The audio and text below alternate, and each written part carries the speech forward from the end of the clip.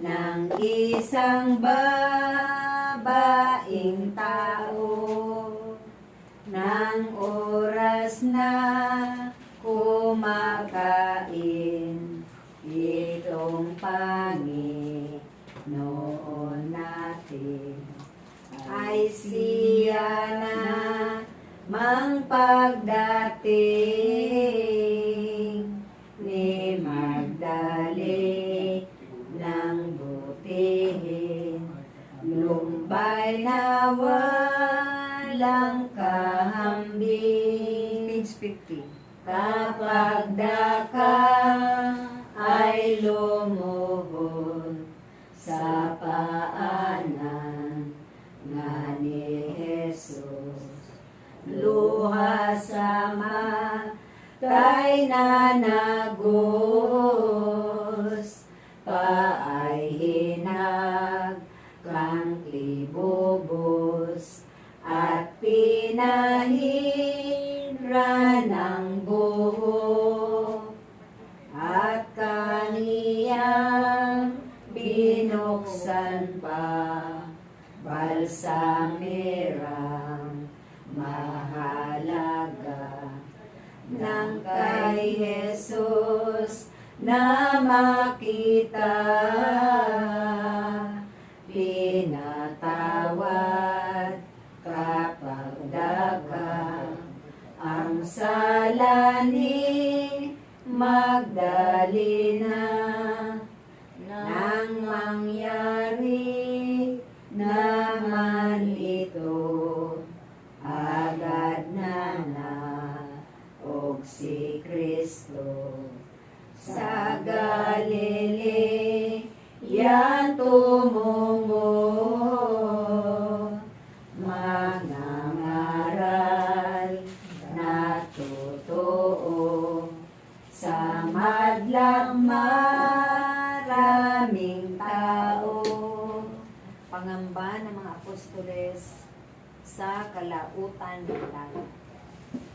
Isang araw naisipan sa barko siya'y lumulan, lumayag sa karagatan, kasama niya't kaakbay mga apostoles tanan.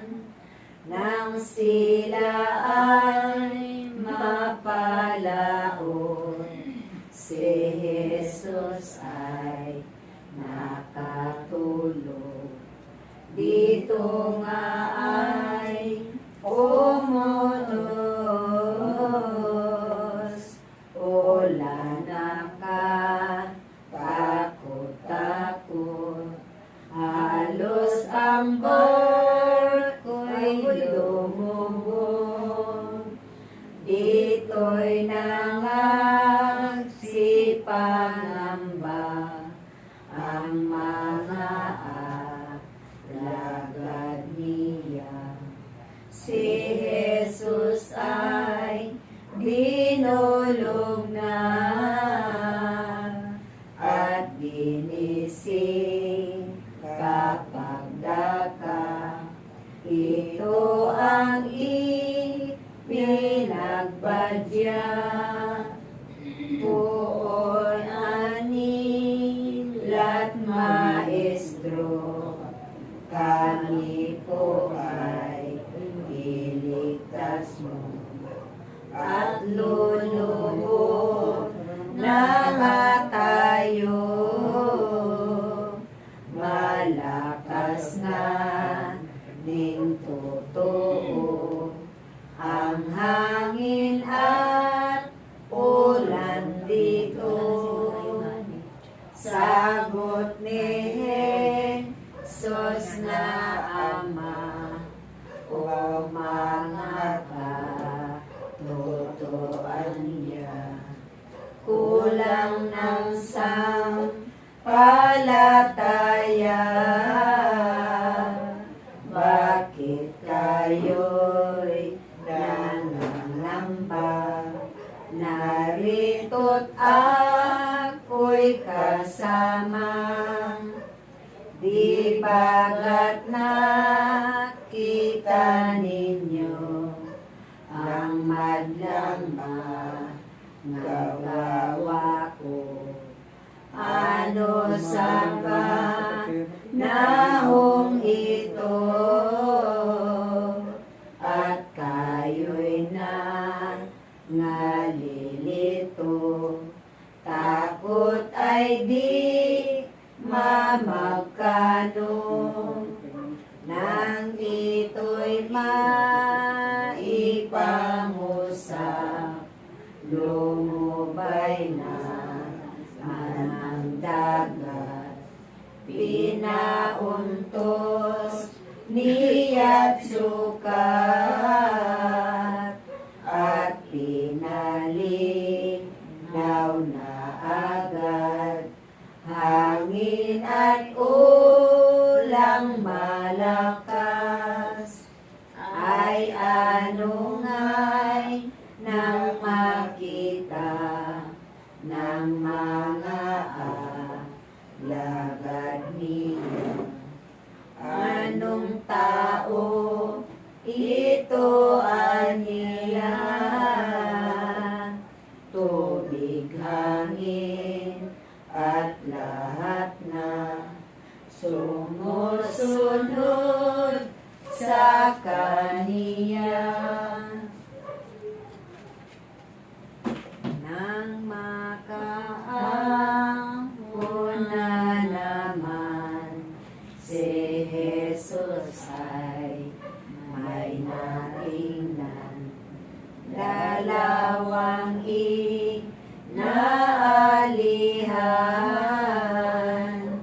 ng demonyong pampalasan, pinagaling kapagkuhan, doon din sa lansangan, may babae na sumpungan, sakit ay inaagasan,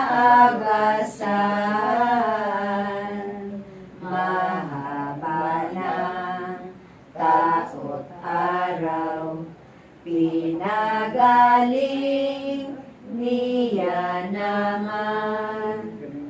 Nang si Jesus ay nakita, sa damit ay bumalik na, gumaling at guminhawa, saka naman dumating na prinsipe sa sinagoga, lumapit na sa kordero, itong prinsipeng si Jairo, inaamo ng totoo, anak na naghihingaloy, ipinadalaw kay Kristo, naawa ang buong mahal, agad na ngang pinarunan, doon naman sa lansangan, may nagsabi sa magulang na ang anak niya'y patay. Ani Jesus sa kaniya, huwag mong ikabalisa, kahit anak mo'y patay na, sa akin ay manalig ka, mabubuhay kapag daka, nang dumating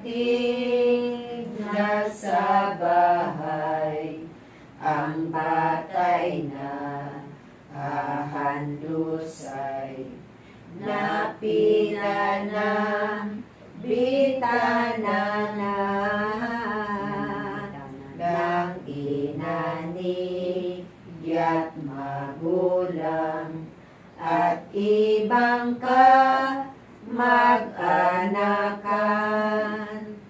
ng kay Jesus na makita, sinaway ka pagkaraka.